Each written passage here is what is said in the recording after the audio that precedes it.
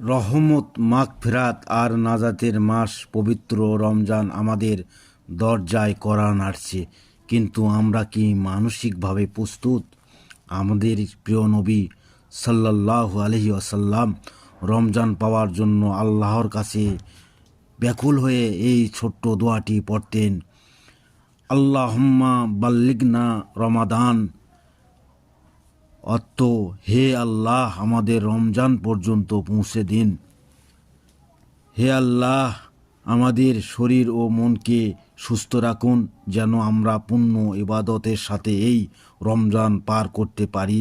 আমাদের গত জীবনের গুনাহগুলো মাফ করে দিন এবং এই রমজানকে আমাদের জীবনের শ্রেষ্ঠ রমজান হিসেবে কবুল করুন, আমিন।